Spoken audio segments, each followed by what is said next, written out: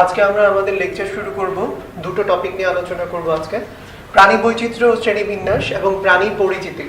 প্রাণী পরিচিতির অন্তর্ভুক্ত টপিকগুলোর মধ্যে থাকবে হাইড্রা, ঘাসফড়িং এবং রুই মাছ। আমরা শুরু করব প্রাণী বৈচিত্র্য এবং শ্রেণীবিন্যাস নিয়ে। প্রথমে আলোচনা করা যাক প্রাণী বৈচিত্র্য বা অ্যানিম্যাল ডাইভার্সিটি বলতে আমরা কি বুঝি।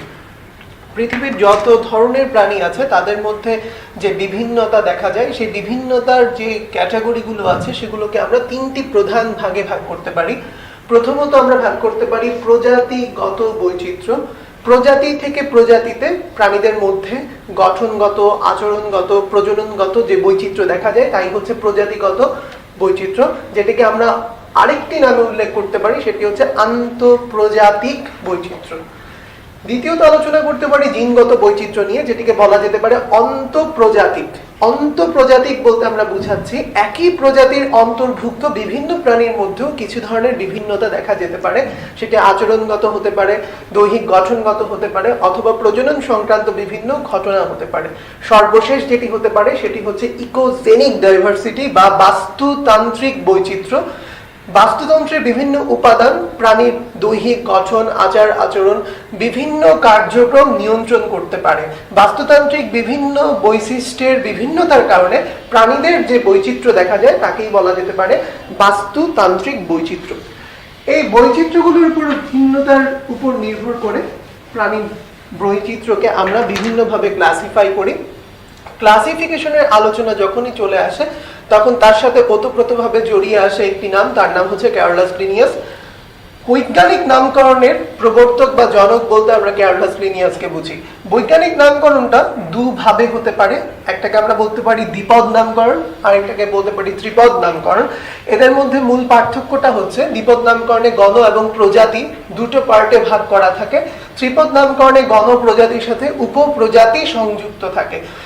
নামকরণের ক্ষেত্রে তিনটা বেসিক জিনিস আমাদেরকে অবশ্যই মাথায় রাখতে হবে। একটি হচ্ছে ভাষাটা কি, ফন্ট বা হরফটা কি, অক্ষরটা কি। ভাষা হচ্ছে ল্যাটিন, ফন্ট বা হরফ হচ্ছে ইটালিক এবং অক্ষরটা হচ্ছে রোমান। দ্বিপদ নামকরণের ক্ষেত্রে দুটো পদ থাকে, প্রথমটি গণ, দ্বিতীয়টি প্রজাতি। গণ নামটি বিশেষ্য বিধায় এর নামটি শুরু হয় ক্যাপিটাল লেটারে এবং প্রজাতি নামটি বিশেষণ বিধায় তা শুরু হয় স্মল লেটারে। এবং তার সাথে যদি উপপ্রজাতি সংযুক্ত হয় তাহলে সেটাও স্মল লেটারে লিখতে হবে। যদি হাতে লেখা হয় তাহলে আলাদা আলাদাভাবে দাগ দিতে হবে। যে বিজ্ঞানী এই নামকরণের সাথে জড়িত তার নাম দুটো পদ অথবা তিনটি পদের শেষে আলাদাভাবে সংযুক্ত করতে হবে। একই প্রাণীর নামকরণে যদি দুজন বিজ্ঞানীর ভূমিকা থাকে তাহলে প্রথম প্রকাশিত যে নাম বৈজ্ঞানিক জার্নালে প্রকাশিত হবে তাই স্বীকৃত বৈজ্ঞানিক নামকরণ বলে আমরা উল্লেখ করব পরবর্তীতে। নামকরণের পরে আমরা চলে যেতে পারি ক্লাসিফিকেশন সংক্রান্ত আলোচনায়। প্রাণী জগতের প্রধান যে পর্বগুলো আছে সেই প্রধান পর্বগুলোর মধ্যে 9টি পর্ব আমাদের সিলেবাসের অন্তর্ভুক্ত। প্রধান পর্বগুলোর নাম আমরা একটু সিরিয়ালি মনে রাখার চেষ্টা করব। এই সিরিয়ালটা আমাদের জন্য ইম্পর্টেন্ট। 1 নম্বর পরিফেরা, 2 নম্বর নিডারিয়া, 3 নম্বর প্লাটিহেলমিনথেস, 4 নম্বর নেমাটোডা, 5 নম্বর মলাস্কা, 6 নম্বর এনিলিডা, 7 নম্বর আর্থ্রোপোডা, 8 নম্বর ইকাইনোডার্মাটা এবং 9 নম্বর কর্ডাটা। এদের প্রত্যেকেরই নামের পেছনে কিছু বিশেষত্ব লুকিয়ে আছে। পরিফেরা বহু ছিদ্রযুক্ত, নিডারিয়া রোম কাটা যুক্ত, প্লাটিহেলমিনথেস চেপ্টা আকৃতির কৃমির ন্যায়, নেমাটোডা সুতা আকৃতি বা সুতার মতো, মলাস্কা নরম দেহি, এনিলিডা আংটির ন্যায়, আর্থ্রোপোডা সন্ধি পদযুক্ত, ইকাইনোডার্মাটা কাটা ত্বক যুক্ত এবং কর্ডাটা রজ্জুযুক্ত। এখানে আরো একটি ইনফরমেশন আমাদের অবশ্যই মাথায় রাখতে হবে। যদি বলা হয় প্রাণী জগতের বৃহত্তম পর্ব কোনটা তাহলে আমরা বলবো আর্থ্রোপোডা। আর যদি বলা হয় দ্বিতীয় বৃহত্তম পর্ব কোনটা তাহলে হচ্ছে মলাস্কা। কিন্তু বাংলাদেশের পার্সপেক্টিভে উত্তরটা ভিন্ন হয়ে যাবে। সর্বোচ্চ বৃহত্তম হচ্ছে আর্থ্রোপোডা, কিন্তু দ্বিতীয় বৃহত্তম মলাস্কা নয়, দ্বিতীয় বৃহত্তম হচ্ছে বাংলাদেশের জন্য কর্ডাটা। যদি সবচেয়ে ক্ষুদ্রতম পর্বের নাম জিজ্ঞেস করা হয় তাহলে আমরা বলবো পরিফেরা। আর দ্বিতীয় ক্ষুদ্রতম হচ্ছে ইকাইনোডার্মাটা। বাংলাদেশের পার্সপেক্টিভেও সেম উত্তর, ক্ষুদ্রতম পরিফেরা, দ্বিতীয় ক্ষুদ্রতম ইকাইনোডার্মাটা। এই যে 9টা প্রধান পর্বের কথা আমরা আলোচনায় আনলাম, এই 9টা পর্বের বিভিন্ন ধরনের বৈশিষ্ট্য আমাদেরকে মনে রাখতে হবে। মনে রাখার সুবিধার জন্য আমরা দুটো ভাগে আলোচনা করব যেন আমাদের আলোচনাটা সহজেই মনে থাকে। একটি হচ্ছে সাধারণ বৈশিষ্ট্যাবলীর আলোচনা, যেখানে আমরা সাধারণ বৈশিষ্ট্যাবলী নিয়ে কিছু তুলনামূলক পর্যায়ক্রমিক আলোচনা করব। আর দ্বিতীয়টা হচ্ছে বিশেষ বৈশিষ্ট্য সূচক কিছু শব্দ যা আমাদের এমসিকিউর জন্য মনে রাখতে হবে। আমরা শুরু করব সাধারণ কিছু বৈশিষ্ট্য ভিত্তিক আলোচনা। প্রথমে আমরা লিখে ফেলি সাধারণ বৈশিষ্ট্য। 1 নম্বরে আমরা আলোচনা করব কোষ। কোষের উপর ভিত্তি করে প্রাণী জগতে যে পর্বগুলো আছে এবং তার অন্তর্ভুক্ত যে প্রাণীগুলো আছে তাকে দুটো ভাগে ভাগ করা যেতে পারে। একটি হচ্ছে এককোষী, 2 নম্বর হচ্ছে বহুকোষী। এককোষী প্রাণীর উদাহরণ হচ্ছে পরিফেরা, যেটা আমাদের প্রধান পর্বের তালিকায় অন্তর্ভুক্ত নয়। বহুকোষীর অন্তর্ভুক্ত পর্বগুলো হচ্ছে 1 থেকে 9। তার মানে পরিফেরা থেকে কর্ডাটা পর্যন্ত সকল পর্বের অন্তর্ভুক্ত প্রাণীগুলো হচ্ছে বহুকোষ। 2 নম্বর পয়েন্ট হচ্ছে স্তর। স্তরের উপর ভিত্তি করে আমরা 3 ভাগে ভাগ করতে পারি: এক স্তরী বা ইউনিব্লাস্টিক, দ্বিস্তরী বা ডিপ্লোব্লাস্টিক, 3 স্তরী বা ট্রিপ্লোব্লাস্টিক। এক স্তরীর মধ্যে আসবে পরিফেরা, দ্বিস্তরীর মধ্যে আসবে নিডারিয়া এবং 3 স্তরীর মধ্যে আসবে 3 থেকে 9। তার মানে প্লাটিহেলমিনথেস থেকে কর্ডাটা পর্যন্ত সকল পর্ব। 3 নম্বরে চলে যাই আমরা মেরুদণ্ড। মেরুদণ্ডের উপস্থিতি বা অনুপস্থিতির উপর ভিত্তি করে প্রাণী জগতের পর্বকে আমরা ভাগ করতে পারি দুটো ভাগে: মেরুদণ্ডী এবং অমেরুদণ্ডী। মেরুদণ্ডী প্রাণী উদাহরণ হচ্ছে পর্ব কর্ডাটা, আর অমেরুদণ্ডী প্রাণীর উদাহরণ হচ্ছে 1 থেকে 8। আমরা চলে যাচ্ছি 4 নাম্বার কর্ডাটা। কর্ডাটার উপর ভিত্তি করে প্রাণী জগতের পর্বগুলোকে আমরা ভাগ করতে পারি দুটো ভাগে: একটা হচ্ছে কর্ডেট আর একটা হচ্ছে নন কর্ডেট।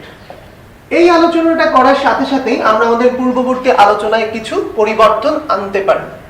কর্ডেটের মধ্যে আমরা জানি যে কর্ডাটা অন্তর্ভুক্ত 3টা উপপর্ব আছে। একটা হচ্ছে ইউরোকর্ডাটা, সেফালোকর্ডাটা, ভার্টিব্রাটা।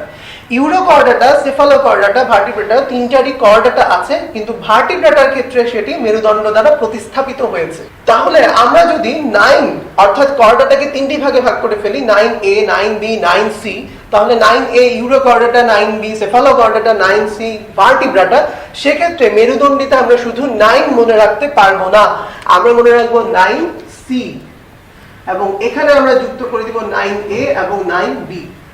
কিন্তু যদি বলা হয় যে কর্ডেট প্রাণী কোনগুলো, তাহলে সেক্ষেত্রে 9A, 9B এবং 9C, তার মানে ইউরোকর্ডাটা, সেফালোকর্ডাটা, ভার্টিব্রাটা সবাই কর্ডেট, কিন্তু নন কর্ডেট হচ্ছে বাকি 1 থেকে 8 নাম্বার পর্যন্ত। কর্ডেট প্রাণীগুলোর বৈশিষ্ট্য মূলত কি? 3টি প্রধান বৈশিষ্ট্য। 1 নাম্বার হচ্ছে নটোকর্ড থাকবে, যেটি পরবর্তীতে মেরুদণ্ড দ্বারা প্রতিস্থাপিত হতেও পারে, নাও পারে। 2 নম্বর নার্ভ কর্ড থাকবে। নার্ভ কর্ড কর্ডেটের প্রধান বৈশিষ্ট্যের একটি। 3 নাম্বার হচ্ছে ফুলকা রন্ধ্র থাকবে, গিলস পোর। ফুলকা নন কর্ডেটেড থাকতে পারে, কিন্তু ফুলকা রন্ধ্র কখনোই নন কর্ডেটেড থাকে না। কর্ডেটের একটি অনন্য বৈশিষ্ট্য হচ্ছে ফুলকা রন্ধ্রের উপস্থিতি। আমরা সাধারণ বৈশিষ্ট্যের 5 নাম্বার পয়েন্টে চলে যাচ্ছি। 5 নাম্বার পয়েন্ট হচ্ছে প্রতিসাম্যতা বা সিমেট্রি। প্রতিসাম্যতার মধ্যে আমরা মনে রাখবো ওরিও প্রতিসাম্যতা, রেডিয়াল সিমেট্রি, মনে রাখতে পারি 1 2 8। ঠিক এই পয়েন্টটাতে আমরা আরেকটা জিনিস কোঅর্ডিনেট করতে পারি। আমরা জানি আমাদের মানবদেহে ক্রেনিয়াল নার্ভের সংখ্যা হচ্ছে 12 জোড়া। সেই 12 জোড়া ক্রেনিয়াল নার্ভের মধ্যে কিছু আছে সেন্সরি, কিছু আছে মোটর, কিছু আছে মিক্সড। সেই সেন্সরি ক্রেনিয়াল নার্ভসগুলোর নাম্বার হচ্ছে 1 2 8। তার মানে প্রথম, দ্বিতীয় এবং অষ্টম জোড়া কর্টিক্স স্নায়ুগুলো ছিল সংবেদী কর্টিক্স স্নায়ু। ঠিক তেমনি আমরা এখানে দেখছি ওরিও প্রতিসাম্যতা হচ্ছে 1 নম্বর, 2 নম্বর এবং 8 নম্বর পর্বভুক্ত প্রাণীগুলো। 2 নম্বর অপ্রতিসাম্যতা, এসিমেট্রি, মনে রাখবো 1 এবং 5। 3 নম্বর দ্বিপার্শ্বীয় প্রতিসাম্যতা, দ্বিপার্শ্বীয় বা বাইলেটারাল, মনে রাখবো 3 থেকে শুরু করে বেজোড় সংখ্যক নাম্বারগুলো। তাহলে আমরা লিখতে পারি 3 5 7 9 সাথে আমরা মাঝখান দিয়ে যুক্ত করে দিব 6 নাম্বারটিকে। তার মানে 3 5 6 7 এবং 9।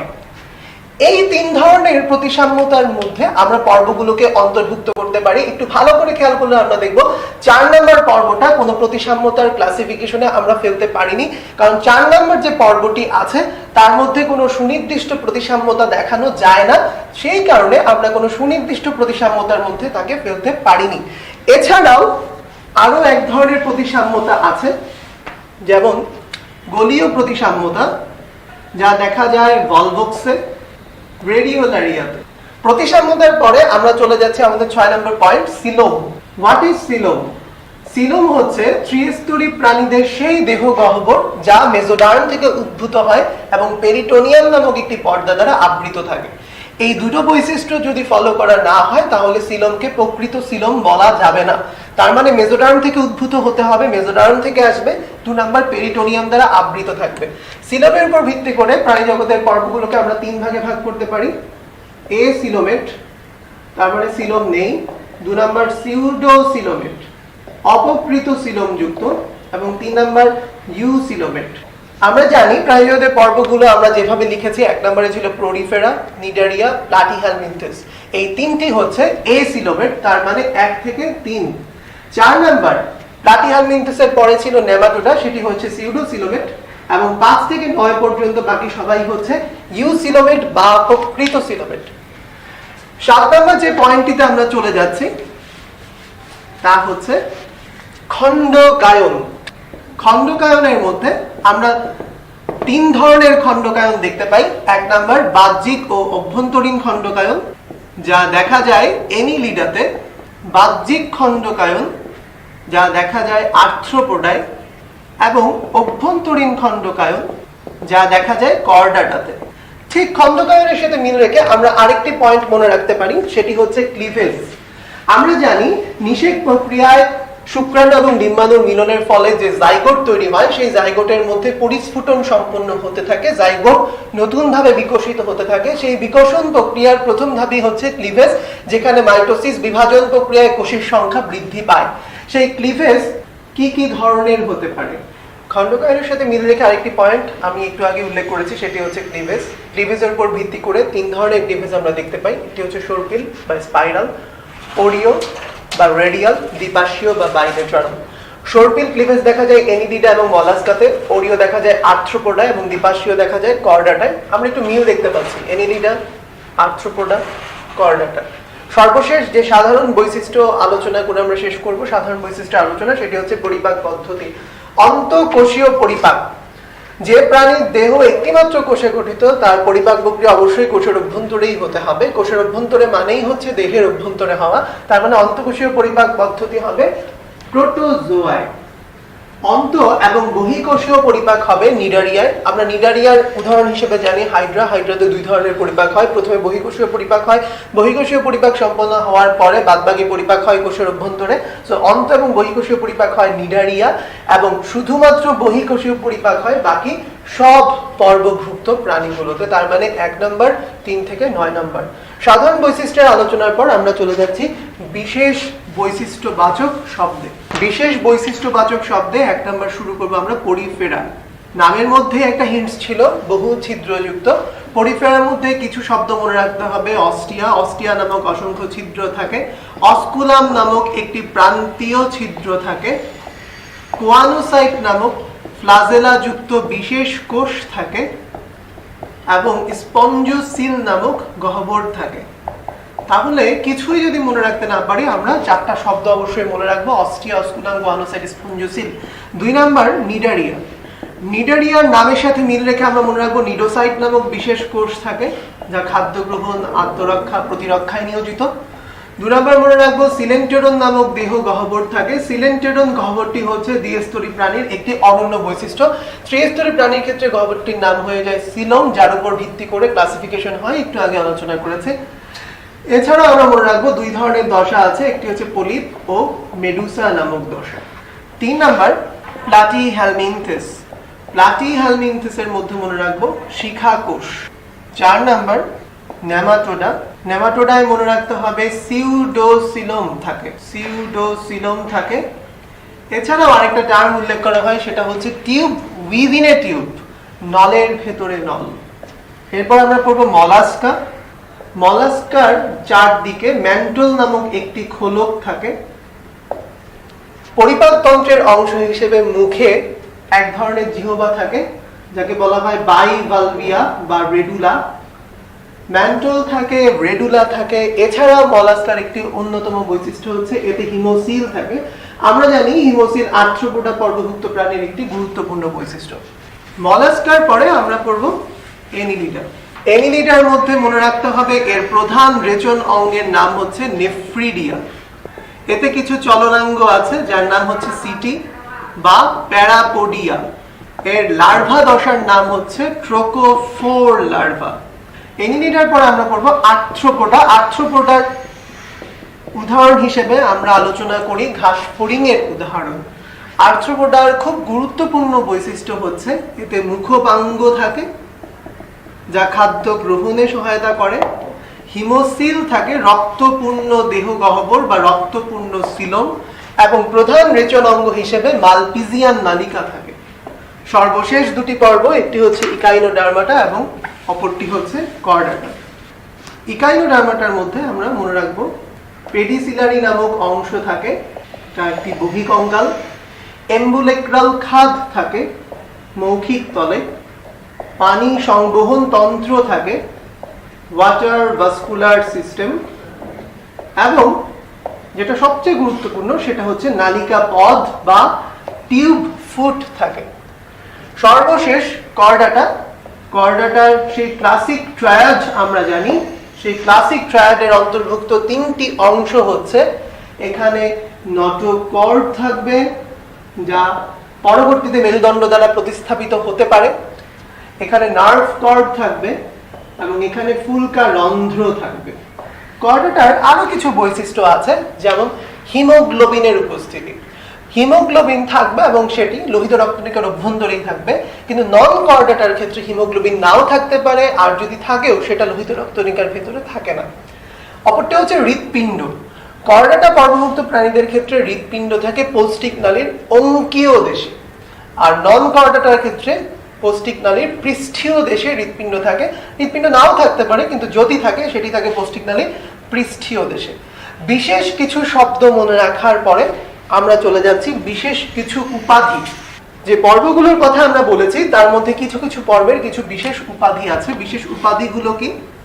যেমন Porifera, sponge, Cnidaria, rain forest.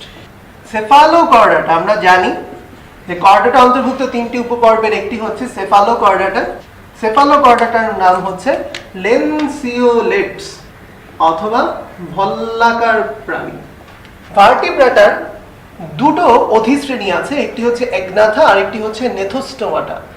এগনাথার মধ্যে দুটো পর্ব আছে, দুটো ক্লাস আছে। আমরা জানি ক্লাস দুটো হচ্ছে মিক্সিনি আর একটি হচ্ছে সেফালোস্পিডোমরফি। সেই মিক্সিনির একটি বিশেষ নাম আছে এবং সেফালোস্পিডোমরফির একটি বিশেষ নাম আছে। মিক্সিনির নামটি হচ্ছে হেগফিশ এবং সেফালোস্পিডোমরফিকে বলা হয় ল্যাম্প্রে। যেহেতু ভার্টিব্রাটার আলোচনা শুরু হয়েই গেল, আমরা এগনাথা থেকে নেথোস্টোমাটার আলোচনায় সুইচ করব। এগনাথার অন্তর্ভুক্ত ক্লাস দুটো মিক্সিনি, সেফালোস্পিডোমরফি। মিক্সিনি এবং সেফালোস্পিডোমরফির মধ্যে দুটো পয়েন্ট আমরা মনে রাখার চেষ্টা করব। মিক্সিনিতে ফুলকার অংশের সংখ্যা হচ্ছে 5 থেকে 15 জোড়া, ঠিক তার অর্ধেক, তার মানে সেফালোস্পিডোমরফিতে ফুলকার অংশ হচ্ছে প্রায় 7 জোড়া। মিক্সিনি এবং সেফালোস্পিডোমরফি দুটোই মাছ অন্তর্ভুক্ত করে, তাদের অন্তর্ভুক্ত হয় মাছগুলো। এছাড়াও মাছ সংক্রান্ত যে অংশগুলো আছে সেগুলো চলে যাচ্ছে নেথোস্টোমাটার প্রথম 3টা ক্লাসে। নেথোস্টোমাটার ক্লাস হচ্ছে টোটাল 7টা। আমরা প্রথম 3টাতে দেখতে পাই কনরিকথিস, অ্যাক্টিনোপটেরিজি, সার্কোপটেরিজি, এবং অ্যাক্টিনোপটেরিজির অন্তর্ভুক্ত রুই বা লেবিও রোহিতা আমাদের প্রাণী পরিচিতির অন্তর্ভুক্ত। আমরা এই প্রথম 3টি শ্রেণী সম্বন্ধে একটু আলোচনা করতে চাই। প্রথম 3টি শ্রেণী হচ্ছে কনরিকথিস ভার্সাস অ্যাক্টিনোপটেরিজি ভার্সাস সার্কোপটেরিজি। এদের মধ্যে যদি আমরা পার্থক্য চিন্তা করি তাহলে পার্থক্য সূচক পয়েন্টগুলো কি হতে পারে? এক নম্বর পয়েন্ট হতে পারে অন্তঃকঙ্কাল। কন্ড্রিকথিসের ক্ষেত্রে আমরা শব্দটাকে গুরুত্ব দিব কন্ড্রিক। কন্ড্রিক এসেছে কন্ড্রো থেকে, কন্ড্র নির্দেশ করে কার্টিলেজ বা তরুণাস্থিকে। তাহলে কন্ড্রিকথিসের অন্তঃকঙ্কাল হচ্ছে তরুণাস্থিময়। অ্যাক্টিনোপটেরিজি এবং সার্কোপটেরিজিতে কন্ড্র শব্দটা নাই, তাহলে সেটি হচ্ছে অস্থিময়। 2 নম্বর আইস। আইসের মধ্যেও কিছু প্রকৃতিগত পার্থক্য আছে। কন্ড্রিকথিসের ক্ষেত্রে আইস দেখা যায় সাইক্লয়েড, অ্যাক্টিনোপটেরিজির ক্ষেত্রে দেখা যায় টিনওয়েড এবং সার্কোপটেরিজির ক্ষেত্রে দেখা যায় গ্যানওয়েড। 3 নম্বর হচ্ছে পাখনা বা লেজ। লেজের ক্ষেত্রে দেখা যায় কন্ড্রিকথিসের ক্ষেত্রে সেটি হচ্ছে হোমোসার্কাল, অ্যাক্টিনোপটেরিজির ক্ষেত্রে হচ্ছে হেটারোসার্কাল এবং সার্কোপটেরিজির ক্ষেত্রে হচ্ছে ডাইসার্কাল। এছাড়াও 4 নম্বর একটি পয়েন্ট আমরা আলোচনা করতে পারি, সেটা হচ্ছে ফুলকার উপস্থিতি। কন্ড্রিকথিসের ক্ষেত্রে ফুলকা থাকে না, অ্যাক্টিনোপটেরিজির ক্ষেত্রে ফুলকা থাকে এবং ভাসিয়ে রাখতে সহায়তা করে। সার্কোপটেরিজির ক্ষেত্রে ফুলকা থাকে, তা শুধু শ্বসনেও সাহায্য করে এবং ভাসিয়ে রাখতেও সহায়তা করে। এরপরে 4টি শ্রেণী হচ্ছে অ্যামফিবিয়া, রেপটিলিয়া, এভিস এবং ম্যামেলিয়া। এই 4টি শ্রেণীর মধ্যে আমরা কিছু ডিফারেন্সিয়েটিং পয়েন্ট আলোচনা করতে পারি। প্রথমে আমরা লিখে ফেলি অ্যামফিবিয়া, রেপটিলিয়া, এভিস এবং ম্যামেলিয়া। প্রথম যে ডিফারেন্সিয়েটিং পয়েন্টটি আলোচনা করতে পারি আমরা, সেটা হচ্ছে দেহাবরণ। অ্যামফিবিয়ার মধ্যে আমরা জানি এরা হচ্ছে উভচর প্রাণী। এদের দেহের কোনো আইস দ্বারা আবৃত থাকে না, যেহেতু জলচরও তারা স্থলচরের সাথে সাথে, এই জন্য এদের ত্বক কিছুটা ভেজা এবং আর্দ্র থাকে। রেপটিলিয়ার যে ত্বক আছে বহিত্বক, সেটি থাকে কিছুটা শুষ্ক। এভিসের ক্ষেত্রে দেহাবরণ পালকে আবৃত থাকে, ম্যামেলিয়ার ক্ষেত্রে দেহাবরণ লোমে আবৃত থাকে এবং গ্রন্থি যুক্ত থাকে। আমরা জানি 2 ধরনের গ্রন্থি দেহত্বকের নিচে থাকে, একটি হচ্ছে সুয়েট গ্ল্যান্ড, একটি হচ্ছে সিবেসাস গ্ল্যান্ড। 2 নম্বর হচ্ছে শ্বসন প্রক্রিয়া। অ্যামফিবিয়া ফুলকার সাহায্যে শ্বসন সম্পন্ন করে, ফুসফুসের সাহায্যে সম্পন্ন করে, এমনকি ভেজা ত্বকের সাহায্যেও সম্পন্ন করে। রেপটিলিয়া ফুসফুসের সাহায্যে করে, এভিস ফুসফুসের সাথে বায়ুথলির সাহায্য নেয় এবং ম্যামেলিয়া অন্তর্ভুক্ত প্রাণীগুলো শুধুমাত্র ফুসফুসের সাহায্যে তাদের শ্বসন প্রক্রিয়া সুন্দরভাবে সম্পন্ন করতে পারে। 3 নাম্বার সেটি হচ্ছে হৃৎপিণ্ড। অ্যামফিবিয়ার ক্ষেত্রে শুধুমাত্র আমরা একটা ব্যতিক্রম দেখি, সেটা হচ্ছে এটা হৃৎপিণ্ড 3টি প্রকোষ্ঠে বিভক্ত। রেপটিলিয়া, এভিস এবং ম্যামেলিয়ার হৃৎপিণ্ড 4টি প্রকোষ্ঠে বিভক্ত। এদের মধ্যে একটু পার্থক্য হচ্ছে রেপটিলিয়ার যে হৃৎপিণ্ডের প্রকোষ্ঠ আছে সেটি অসম্পূর্ণভাবে 4টি প্রকোষ্ঠে বিভক্ত, এভিস এবং ম্যামেলিয়ার ক্ষেত্রে সেটি সম্পূর্ণভাবে বিভক্ত। সর্বশেষ হচ্ছে রক্তের উষ্ণতা। প্রথম দুটো হচ্ছে শীতল রক্ত বিশিষ্ট প্রাণী, তার মানে অ্যামফিবিয়া এবং রেপটিলিয়া হচ্ছে শীতল রক্ত বিশিষ্ট প্রাণী এবং এভিস এবং ম্যামেলিয়া হচ্ছে উষ্ণ রক্ত বিশিষ্ট প্রাণী। আমরা এরপর কিছু উদাহরণ মনে রাখার চেষ্টা করব। উদাহরণ মনে রাখার চেষ্টা করতে পারলে আমরা প্রাণী বৈচিত্র্য এবং শ্রেণীবিন্যাস আলোচনাটা সমাপ্তি টানতে পারি। কিছু উদাহরণের ক্ষেত্রে অসংখ্য উদাহরণ আছে, কিন্তু উদাহরণগুলোকে আমরা একটু শর্টকাট মনে রাখার চেষ্টা করতে পারি। যেমন সকল কৃমি নেমাটোডা এক্সেপ্ট যকৃত কৃমি এবং পিতা কৃমি। পিতা কৃমি হচ্ছে প্লাটিহেলমিনথেস।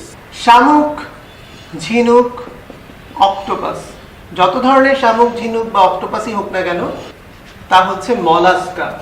যে কোনো ধরনের কেঁচো অথবা জোক এনিলিডা।